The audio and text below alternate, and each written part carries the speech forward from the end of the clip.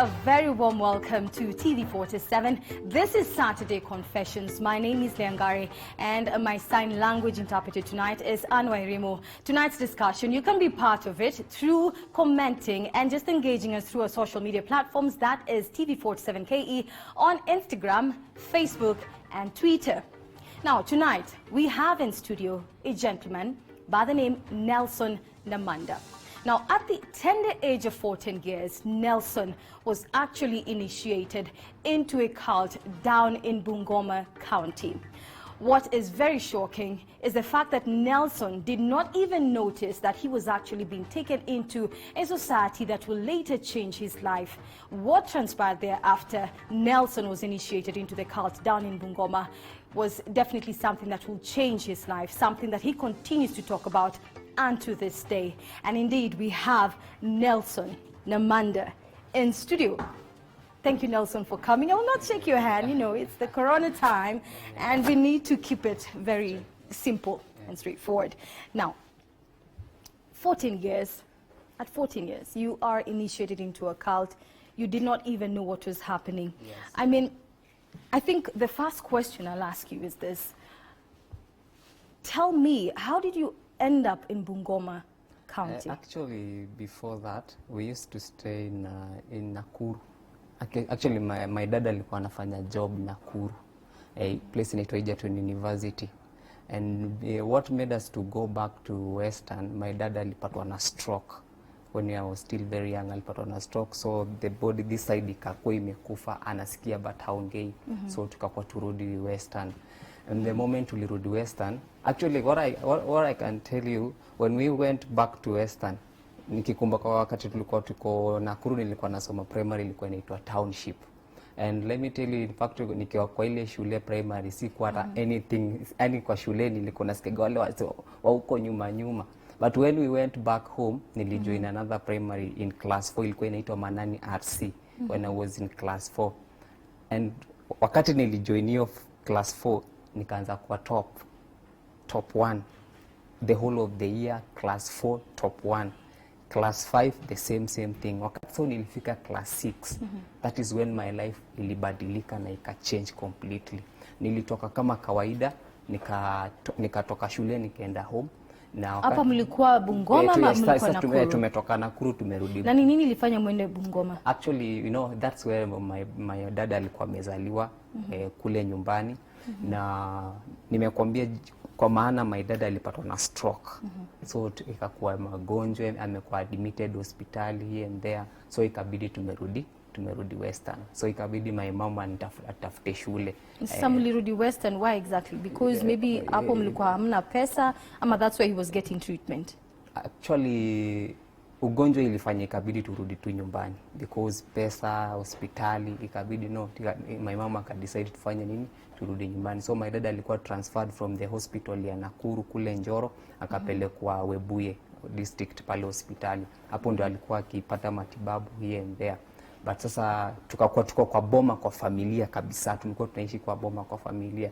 So my mama akasema sisi tumetoka Nakuru na tumerudi huku, utajoin shule inaitwa Manani RC. So ilibidi nimeenda Manani RC.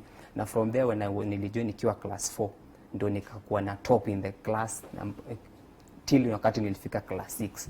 So wakati nilifika class 6 nikakuwa narudi home jioni kitu 5:30.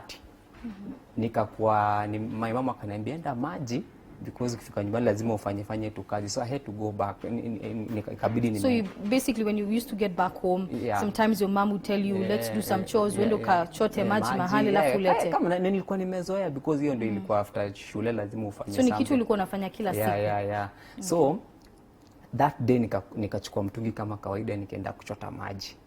Na hiyo siku ndo I guess my life ilibadilikia pale. I never knew what, mimi sikujua, but nilijipata. That is how things really happen. Nikajipata nimeenda mtoni kuchota maji. Nikakutana na shosho, nyanya. Alikuwa amevaa nguo za white kutoka juu hadi chini. Ni nyanya mwenye ulikuwa unamjua ama? I know her. I know her. Ni mtu alikuwa anaishi hapo? Ni mtu in the community ama?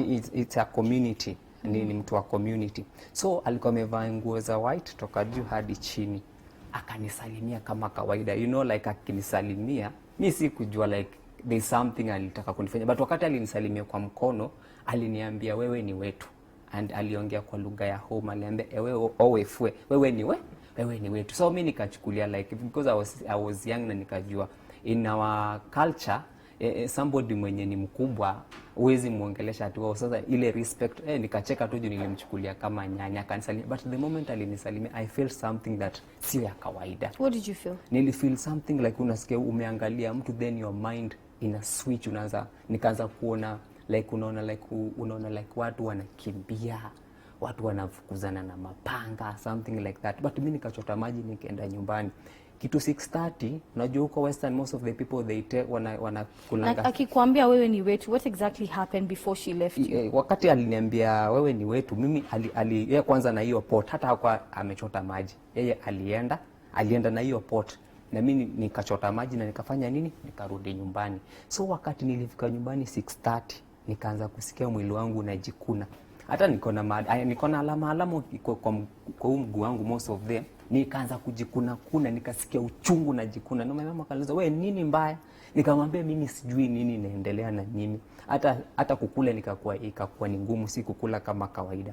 Sasa ikafika time ya kulala, so I went to sleep kama tu tena kawaida. But let me tell you something, that is when my life ilibadilika, na sio kupenda kwa Mr. Nelson. Nilijipata because venye watu wana zile movies za Nigeria like mtu amelala like at night umelala, that is how mimi nilala kama kawaida. But in really life that spirit nikajipata like, unaona, niliamuka na nikaangalia ule mwili wangu umebaki, niliuangalia hivi, nikajipata the same place tulikutana na ule nyanya that night kitu saa 8. So your spirit left your body? Yeah. Saa 8:30 saa 9. Nikajipata the same place tulikutana na ule nyanya. But this is in the spirit. Yeah, like in the spirit. You actually felt your spirit leave your body. Ukajipata pale penye mlikuwa mmepatana kwa mto. Na unaona that place watu wanachota maji. What I came to realize, watu wanachota maji pale mchana, but usiku ikifika inageuka kuwa altar. What do you mean by an altar? Inakuwa ni madhabahu ya kuabudu. So kwenye maji ndani ama hapo kando ya yale maji kuna madhabahu yanatengenezwa, yalikuwa yanatengenezwa ikifika usiku, but mchana kuna kuangana nyasi, because mimi that's how nilikuwa ninaona kuliko gana nyasi, but mchana is a different place. So nikajipata niko pale na niko katikati, na pale katikati nilikuwa nimesimama katikati ya watu 110. How are you able to count to 110? Lazima, unajua venye nilikuwa naangalia macho hivyo, nikiangalia walikuwa 110. Na ule mtu alitokea, the same grandmother mwenye tulisalimiana na yeye, akatokea from that crowd, akatokea na karungu fulani kadogo hivi, kalikuwa kamekuwa a sign of a snake, imechorwa snake na imefungiwa hapo. Akaanza kunigonga sasa kwa kichwa hapa, akiniambia wewe ni wetu, and whatever tutakwambia lazima utafanya. So nikuulize, the people you saw, the 110 people, ni watu ulikuwa unajua ama they were just strangers? They were strangers, but kuna wakati nilikuwa naendelea kukaa pale, kuna 2 watatu nikakuwa nawajua. So the moment wakaanza kuniambia wewe ni wetu, ananigonga, and the others wana dance, na walikuwa wamejifunga mishipi za red na mangungu ambazo ni nyeusi kutoka juu hadi chini. Wana dance, wanaimba nyimbo, wanaimba kwa hiyo lugha ya that hiyo culture, hiyo nyimbo za kigizo wanaimba, because walikuwa wana celebrate ku get mimi, na I guess I was the young person, mtoto mdogo mwenye nilikuwa hapo. So wakati walikuwa wana dance, what I saw, it was a snake. It was a very big snake, na ilikuwa imewekwa chains kwa shingo. So ile snake ilikuja na wakati ilikuja mahali niko pale, ikasimama na ikasimamisha kichwa na ikaniangalia. You know, pale actually it's just, ikifika usiku ni kama tu inakuwa light like this. You see, inakuwa tu light like this. So ile nyoka ikakuja ikaniangalia kwa uso. Were you not afraid when you were looking at the snake? Now let me tell you, the moment that grandmother alikuwa ananigonga na ile karungu, nilikuwa naingizwa zile demonic spirits I guess ni madawa wanatumia, wanakuingiza, wanaingiza, unajipata like now you belong to them. How did you know that they were, you know, having demon spirits coming into your body?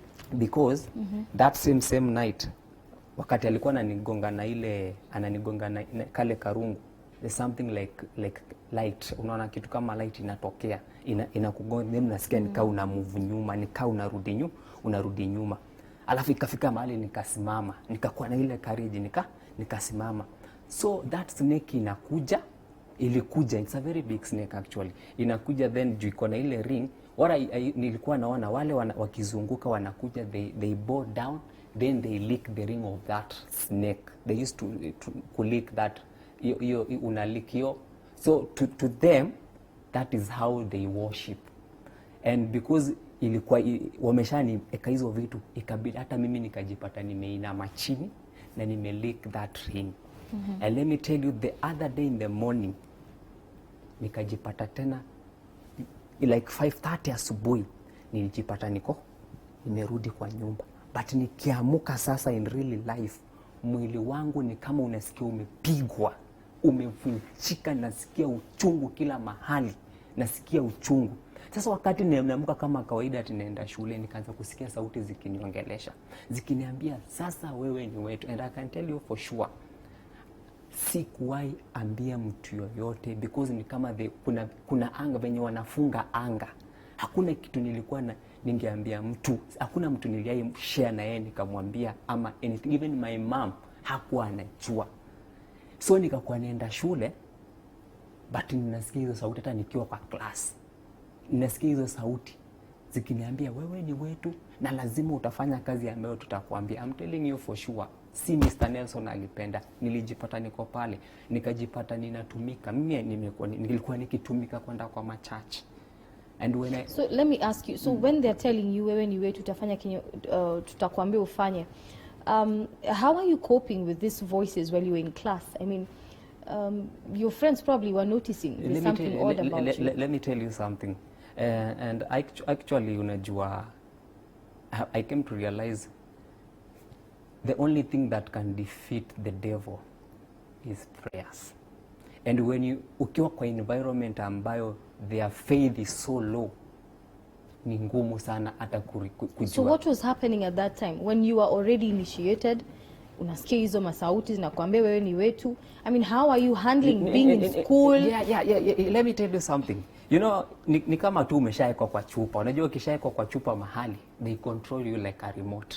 Wao ndio wanakuambia ufanye hivi. Wewe actually nilikuwa hiyo siku nilienda shule kama kawaida, just kawaida.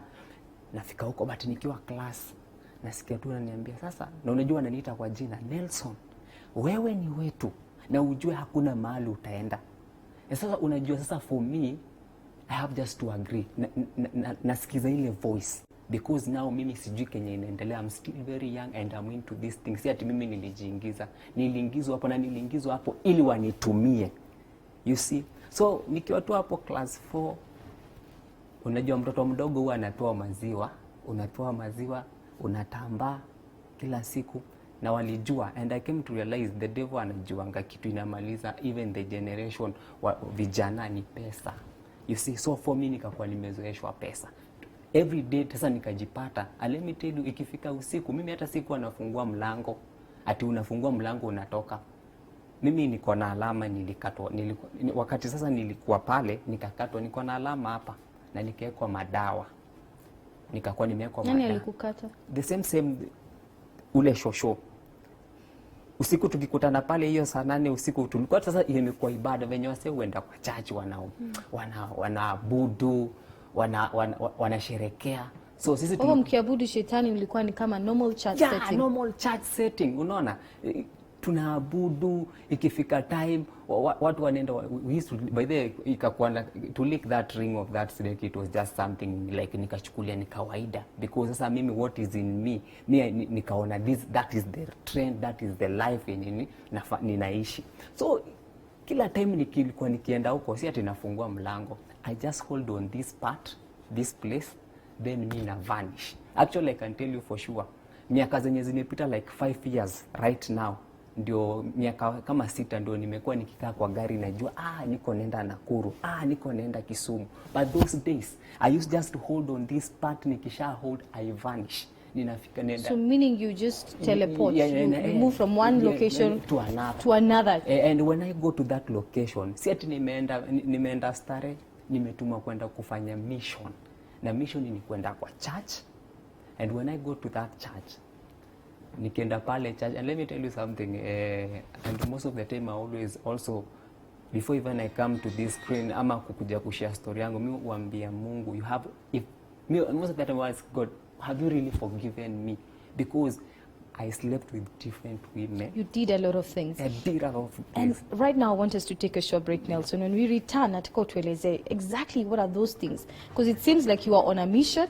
You were put on a mission, and we want to understand why were you put on a mission and why you and not any other person.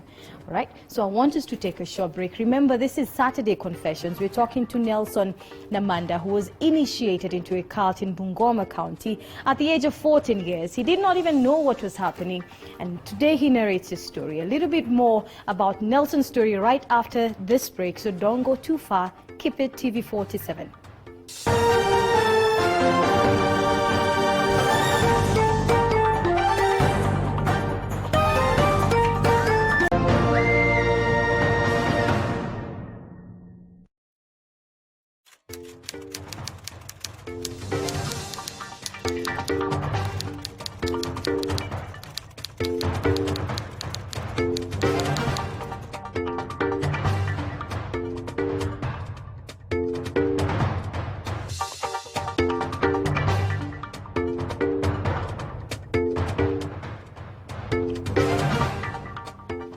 Welcome back. If you just joined us, you're watching TV47 and this is Saturday Confessions. Again, tonight we're talking to Nelson Namanda, who was initiated into a cult in Bungoma County at the age of 14 years. And indeed, as he told us, this is something he did not even understand why it was happening to him and what it was all about. And before we go rather into a little bit more into the discussion, I just want us to just look at some of the comments. We're seeing here, Tashi Mush, you're saying, I wish I would have watched, but signal got lost. She's saying, I'm your #1 fan, Leah. Tashi, I really hope that you have been able to get TV47 back on your screen. I'm sure our team is working on that. We also have Sally Gakuo, who says she is an MKU alumni and she is always loyal. Thank you, Sally. And also we have Lucy Wamboi Maura, who says, I am watching from Kikuyu town. Thank you, guys. Let's keep it coming in terms of the comments and just engage us through our social media platforms. That's TV47KE on Instagram, Twitter, and Facebook. Tell us also where you're writing from. And in case you have a problem with the signal, let us know. Nelson, yes. Before we went on a short break, we're going to tuelezea what happened. You know, you were initiated, you had to lick the ring of a very big snake. I don't even know how you were able to do that because it must have been very terrifying. Yeah, but again, you're saying you were being initiated with different, you know, evil spirits being pushed right into your body. It's true. The question now is, because before we took a short break, you said you were commissioned to do certain things. And you're saying you did a lot of bad things. Let's begin there. What were you commissioned to do? Actually, for me, nilikuwaga natumwa like napewa mission. And let me tell you, before even I go for that mission, I used to be given 52,000 shillings. For what? Any mission I go, 52,000 every mission. And every money, pesa zote wanakupatia lazima they add two. So mimi nilikuwa napewa 15 and I'm very young. And at this you're still 14 years at this age. Sasa hivi vitu zote zinaelekea niko like now class 6, class 7. Do you know mimi now when nilifika class 8, that is when I sacrificed one of my toe because I don't have one of my toe. Sinanga kidole kimoja actually. Let us see this. If my camera person can actually just zoom in a little bit. Let's just see. You're saying you actually sacrificed your toe. Yeah. One of my toe. So you literally don't have one of your toes? Yeah, I don't have it. And so the purpose of this was what? To have some bloodshed or something? Yeah. When after wamekata, that blood, that snake inalick your blood.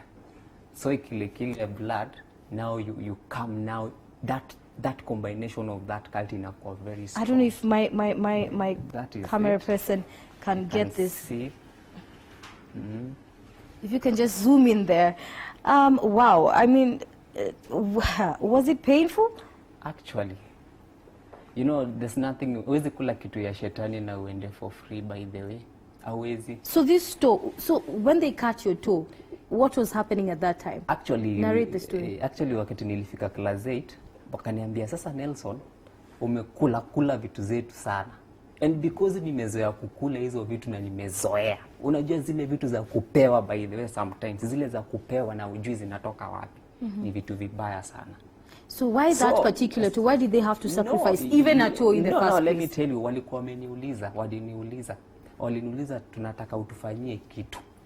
Ndio nikauliza mnataka niwafanyie nini? Wakasema at least make sure umetupea damu yako. And let me tell you, this is not just happening to Mr. Nelson peke yake. We even have people outside there wenye hata waja sacrifice kidole, but they have sacrificed their womb. All right. You see? Yeah, so mimi what happened, wakaniuliza sasa utatutolea nini? Mimi I had to think vizuri sana, because first of all my mom alinizaa nikiwa na kila kitu. Everything ilikuwa iko sawa.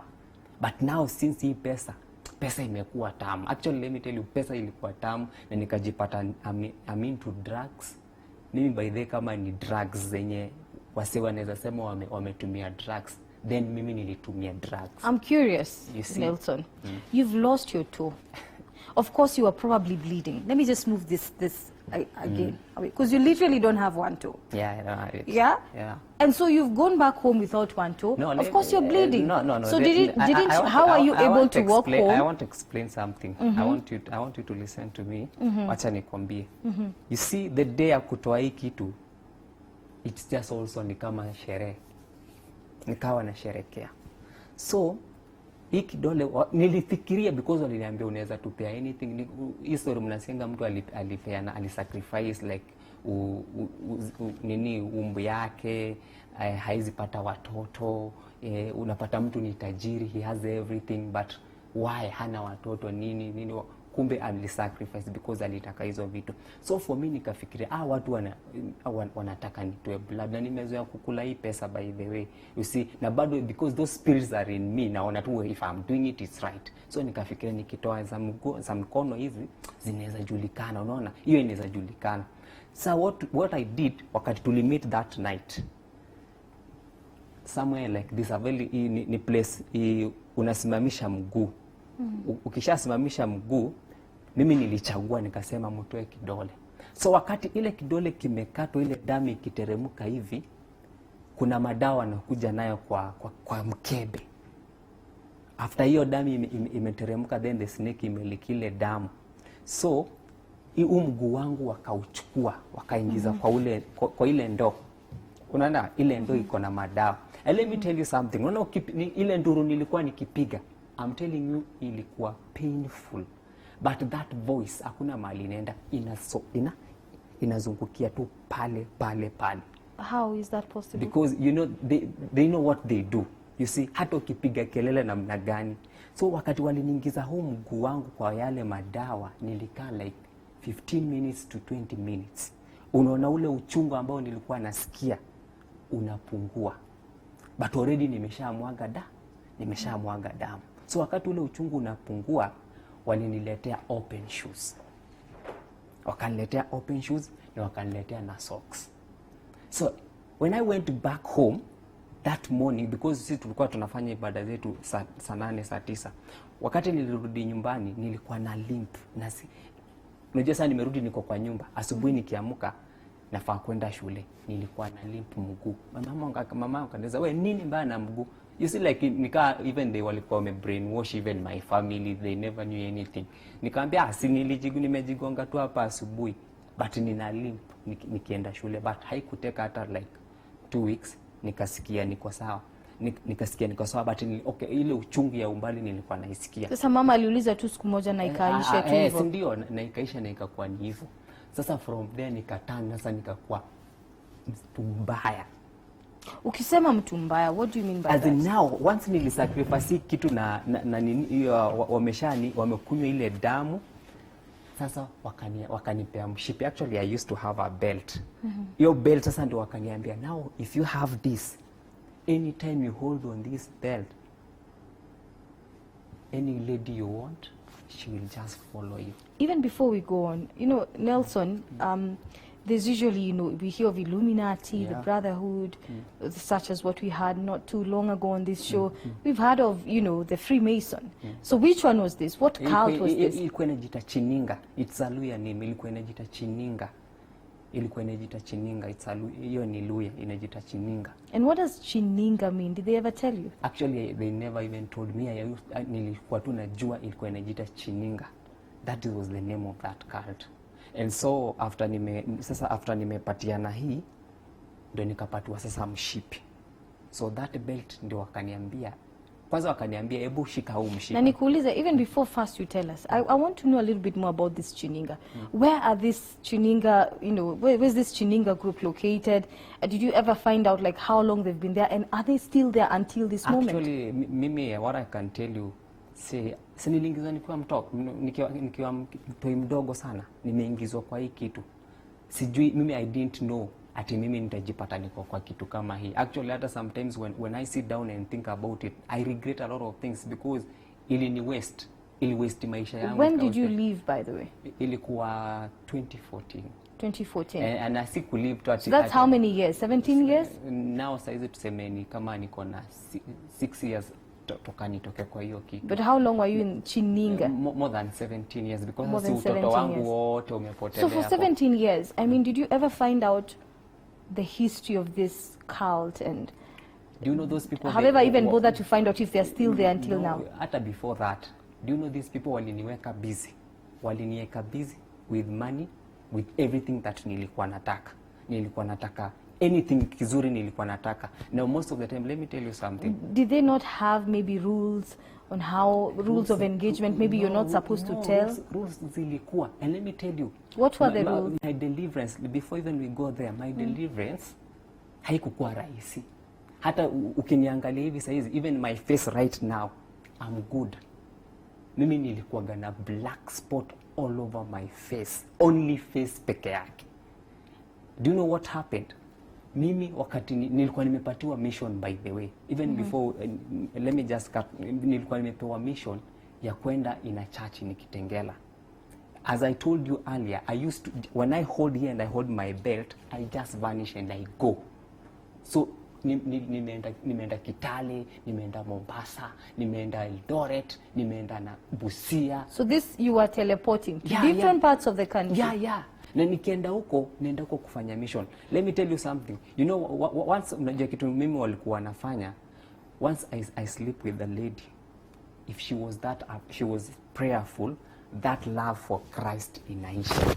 It is just ina die. Na ikidai ana backslide, anarudi to that hiyo maisha ya. So the mission here was to destroy the faith of anyone who was a believer. Yeah. That was the mission. But how I got my salvation, it was not also that. Let's not go to salvation first. Let's first delve more into your story. Let's understand the mission and exactly the things that you were doing. Nelson Namanda there tonight on Saturday Confessions. I want us to take a short break, and when we return, Nelson will tell us in details what was the mission. He's mentioned that his work was to sleep with women and hopefully destroy their faith. But we get to find out a little bit more about Nelson and the mission he was given. Let's take a short break. We'll be back shortly.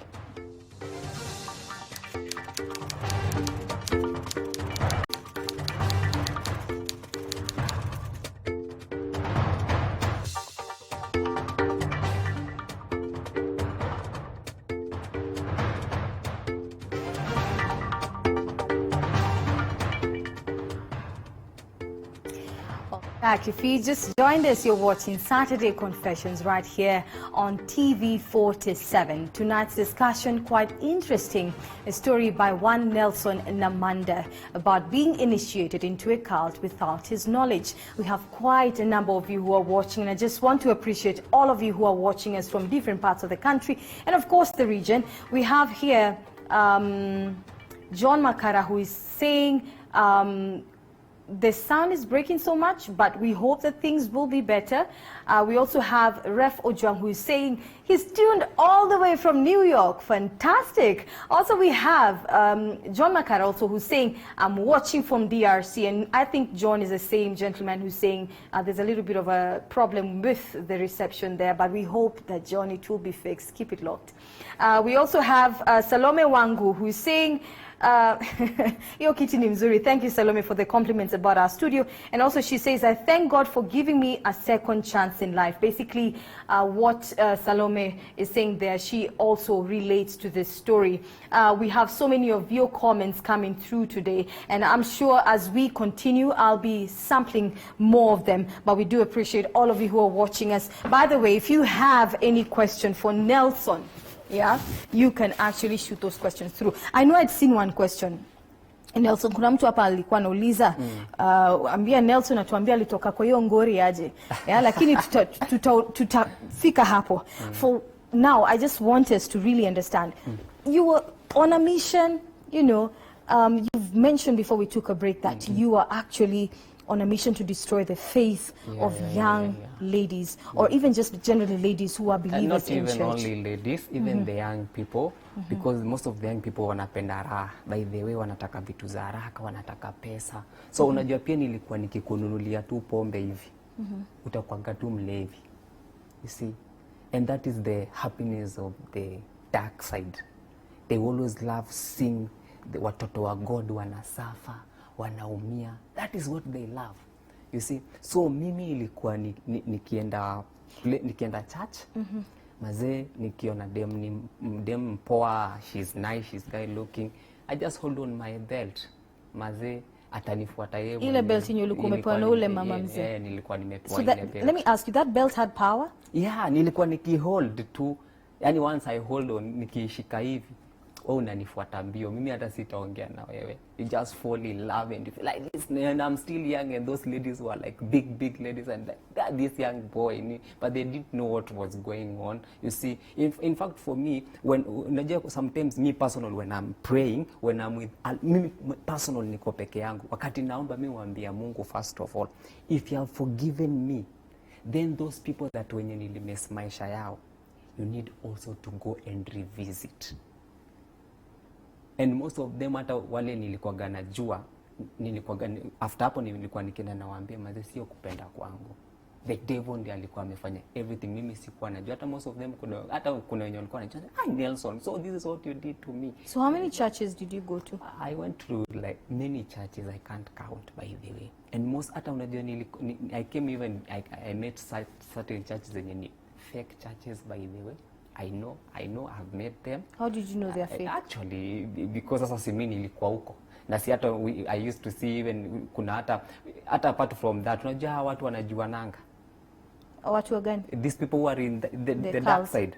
They just walikuwa tunajuana. Unaweza tuona mtu hivi, unajua huyu mtu si mtu wa kawaida. So kuna mapastors ulikuwa unaenda kwa kanisa zao, unapata ni watu mko nao kwa dark side. Yeah, we are in the same dark side.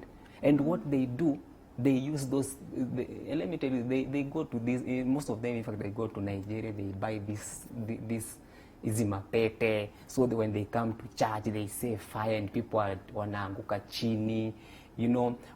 Nikwambia mimi hata before I get salvation, God alinipatia 2 tests. And let me tell you, that's when I knew nikajua the church ya ukweli na church ambayo ni false. You see, I can ask you something. Najua hii ni kitu naweza nijibu.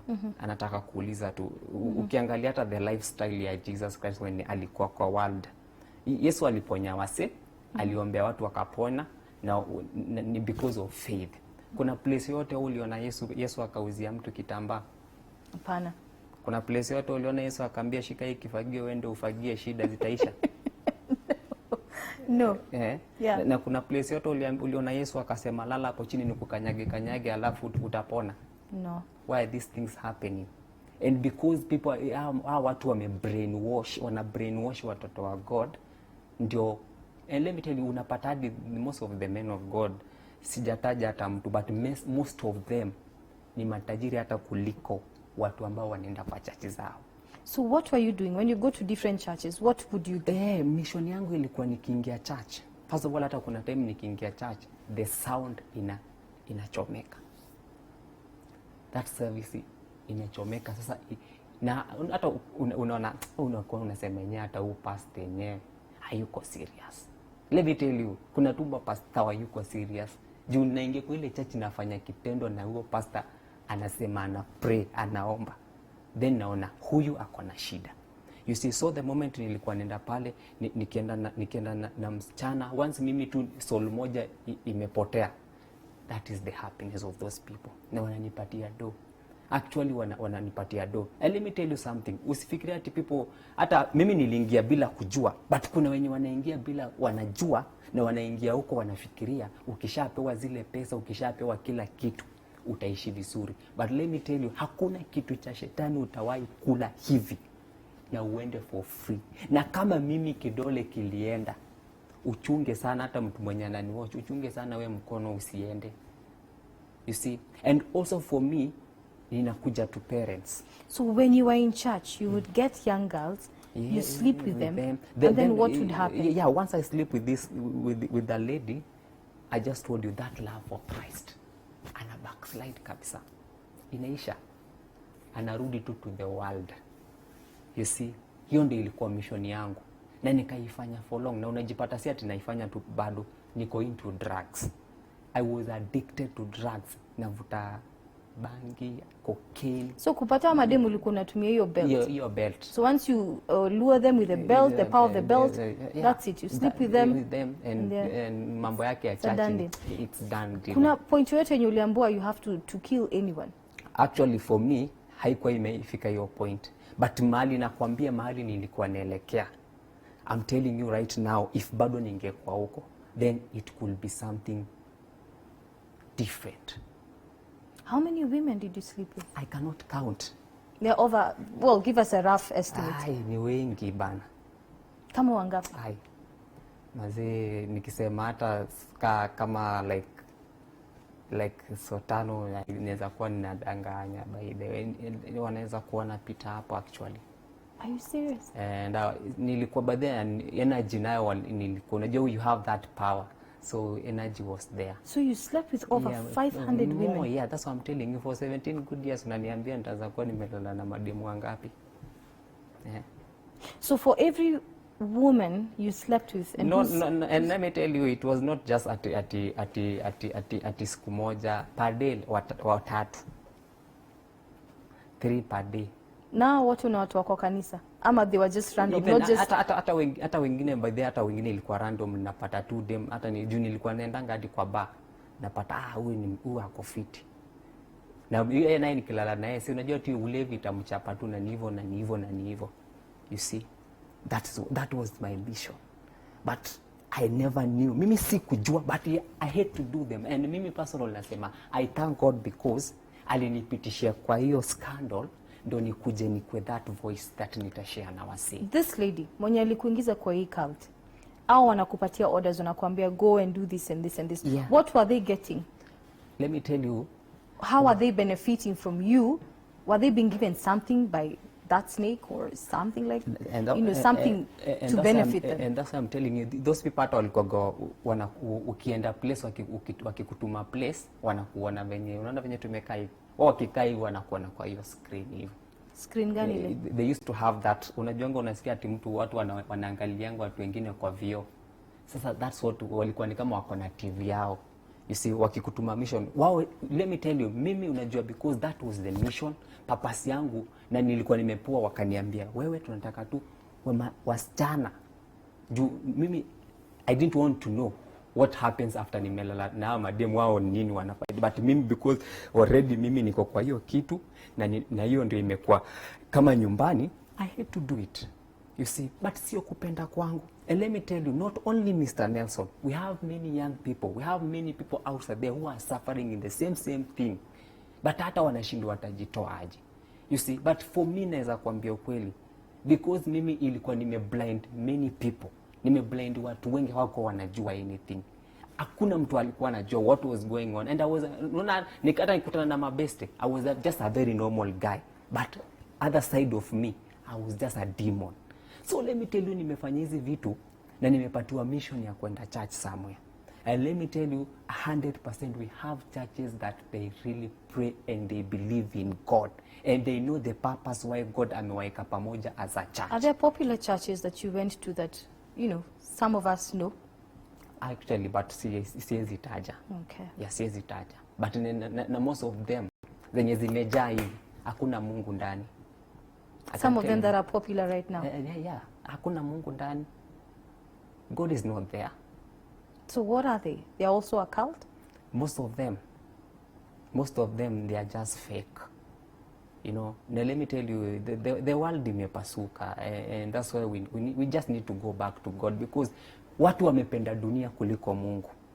Na juu wamependa dunia kuliko Mungu, naye shetani unajua halali, atakupatia kenye unataka. Let me tell you, the devil will give you what you want. Before we get to how you finally got out of this, I have a question. You know, these women, 500 women, Nelson. Are there any who have ever come back to you, or any that whose you know, current status you know? Actually, wachache, but because nakwambia prayer yangu, you know, once nilipray God, nikamwambia God, if wewe ndio umenitoa kwa hii ngori, let me tell you, mimi ningekuwa maybe nilikufa kitambo, but kama God ulinitoa kwa hii kitu, then those people wenye nilimess, you need to revisit. You need to go and do something about their lives. Now, let me tell you, I used to... So for the ones you know, how is their current status? Wengine wali change, they got married. You see, they got married. Na hata mi by the way, I'm married by the way. Niko na wife na mtoi. She's very beautiful. She's a very beautiful wife. I don't know if my director can have those pictures. It's running a little bit about your wife. Yeah, my wife and my kid, my son anaitwa Testimony, and my wife anaitwa Lona, and she's a graduate at Kabete Polytechnic. And I thank God for her, because we met 2016 in a conference. I went to minister in a conference and we met there. All right. As you talk about ministering, ndio ukuje utoke kwa hii ngori venye unaita. How did you get out of now serving these people in the cult? Yeah, nilikuwa nimepewa mission. Na hiyo siku I remember that time, that night, nilikuwa nimepewa mission na nilikuwa nimevaa a white trouser, a black t-shirt, na nilikuwa smart na ile belt yangu ya kawaida. Na wakaniambia leo ilikuwa ni kesha. Kulikuwa na kesha in a church. You know, most of the time I don't spend kutaja, but ilikuwa Kitengela. So nikaambiwa ile church ndio tunataka uende huko leo. Nikapatiwa 52,000. And you know, nashanga sana, because that day is the day walikuwa ananiambia, if you fail on this mission, tutakuua. Ndio nikajiuliza, wasi, mbona wanasema wataniua?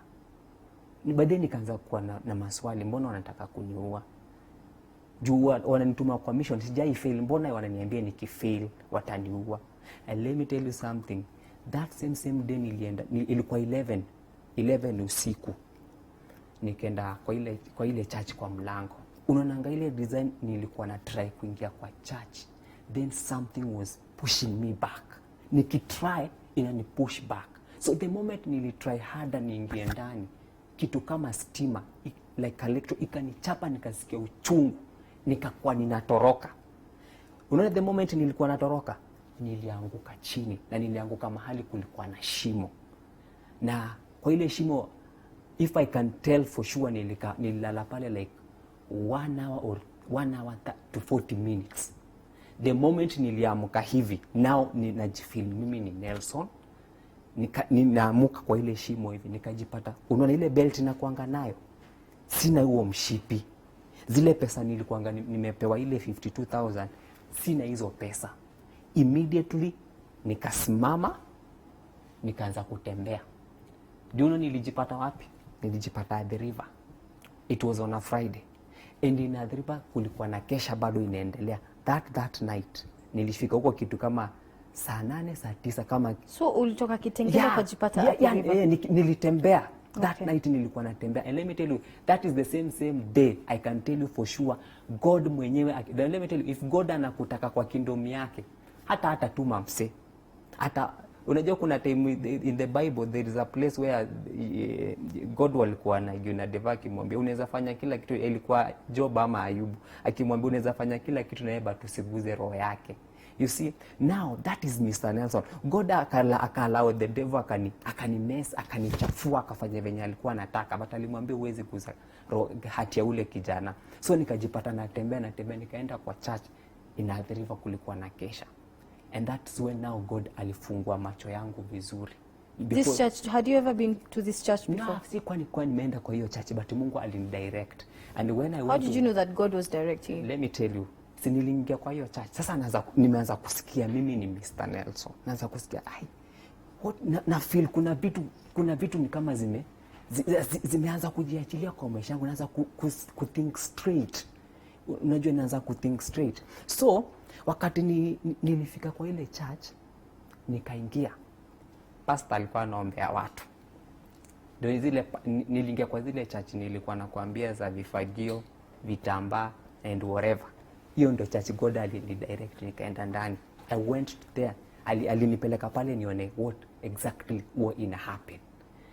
Ule pastor akasema kila mtu afunge macho. Mimi unajua si kufunga, nilifunga hivi na nikaangalia na moja. Nikaangalia pale kwa pulpit. Alikuwa anaombea mama, alikuwa pale. Ule pastor alikuwa na suti. Akatoa mguu wa kuku. Alitoa mguu wa kuku akatupa kwa ile besheni. Akaanza kuambia ule mama, unaona hizi vitu zimekuwa zikikula maisha yako. Hii ndio shida ilikuwa inakula maisha yako. And let me tell you something, ndio nijue Mungu alikuwa ameanza work in my life. Akasema nani wako na testimony? I was the first person kusimama. So that pastor was faking that woman's deliverance? Yeah. He was fake. So wakati nilisimama, nikasema mimi unajua sasa, nikamuuliza, pastor, are you sure? Hivyo ndo nilimuuliza, pastor, uko serious? Uko sure ile kitu umefanya hapa ni Mungu anakutumia? Ule pastor akaanza kusema, akaanza kuwa like ananiambia, mimi niko na mapepo. Sijui, nikamwambia no pastor, I'm very normal. Na ukijua mahali Mungu amenitoa, usifanye hivi watoto wa Mungu. So wakanisukuma nikatolewa nje. So immediately nitolewa nje, ilikuwa inaelekea like in the morning. Nikatembea nikajipata nimerudi Kitengela. Let me tell you something. Ndio ujue mimi wakati I knew that God is faithful, and when God start working in your life, you don't need even to kutuma watu wakuja wakuhubiria ama nini. He just decide to do things in your life. So nikakuwa narudi huko in the morning. So who is now alikuwa now my spiritual dad, alikuwa anaenda church in the morning na alikuwa na gari. So the person who prayed for you is your current spiritual father, as you call him. So what happened? I want to understand, at what point were you delivered? Ndio nakwambia. Unaona wakati nilianguka kwa ile shimo, hakuna mtu mimi alinitoleaga. So that's how your deliverance came. That's how my life ilibadilika, like something ili switch. Unaona, ika switch.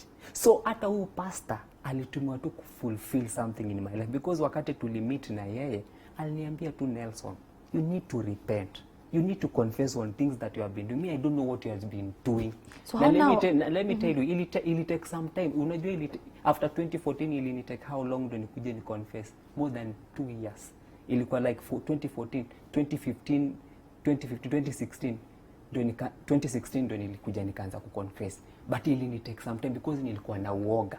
Nashindwa, how will I share this story? How will I tell people this? But nikakuwa naona ni mzigo Mungu ameweka kwa maisha yangu. And I'm telling you, from that day, haikukuwa rahisi, but I thank God. But unafikiria hata wakati God amenibadilisha ilikuwa rahisi. Sikuwa hata najua kupray. So the time nilikuwa na struggle kuomba, do you know what happened? Nilipigwa like coffee. Like something like shock. Ikanipiga. Nikakuwa uso wangu, by the way, nilikuwa na black spot all over. Nilikuwa kila mahali ni black spot. Mimi huku ni mweupe vizuri, but huku nilikuwa na black spot. And the confirmation that I came to get is that the devil knew that this guy will come on the screen the way niko hapa leo, na akajua anaweza niharibu sura ndio hata nisai kuja. Nikuulize, now you're a gospel musician. I'm a gospel. How did you end up in ministry? I end up in ministry because sasa wakati hizi vitu zote zimehappen, Because I know right now you're doing music, Yeah. and if my director can just have some of those pictures of you just ministering, it's really inspirational to see what you're doing. Yeah. Just tell us, how did you end up in ministry? Yeah, now I'm coming to that. Actually, after your incident may happen, now I was asking God, what do you want exactly me to do? Because actually hata music si ati music nilianza nikiwa hiyo music ilikuwa it's a talent, nilikuwa iko ndani, but nikakuwa nauliza God, what do you want me to do in this ministry? Apart from neza confess, neza ambia watu this is what I've been doing, hii ndio kitu nimekuwa nikipitia. God, what do you want me to sing? And actually let me tell you, God alinipea the first song nili-release ilikuwa inaitwa Photocopy. Photocopy ilikuwa ina stand out like what mimi nimeishi maisha photocopy. So naambia God, I don't want to be a photocopy. I want to be original. Na bado hata ndio ikuwe original. Haikuwa rahisi because ndio nilikuwa sasa natoa nyimbo but I'm suffering, uso wangu umeharibika. You see, every time nenda kufanya video, you know hiyo nyimbo nilifanya 1 year. The producer mwenye alikuwa amefanya hiyo nyimbo akaniambia mimi sifanyi muziki tena. Nikaenda nikafanya na mwingine Mombasa, haiku make it. How is ministry taking you though? Actually right now ministry is good because you know I have people who are supporting me in this ministry. I have my personal manager, he's called Mr. Mrefu. He's the guy who Mungu alimpatia mzigo wa kunisupport in ministry. And also we have this guy mwenye alinidiscover like 2018 wakati nilikuwa na give up, anaitwa DJ Star. He has an entertainment inaitwa Nyota Entertainment. I mean, and even as we come to a close, because I know my director is telling me we're running short of time, this woman mwenye alikuwa amekuinitiate kwa hii cult, walikuwa achilia tu hivyo, wajai kujaribu kutafuta? Yeah. I'm telling you, unaweza tu niona hivi but mimi maombi imeniweka. Mimi wanakutafuta bado? No, wanipata wapi?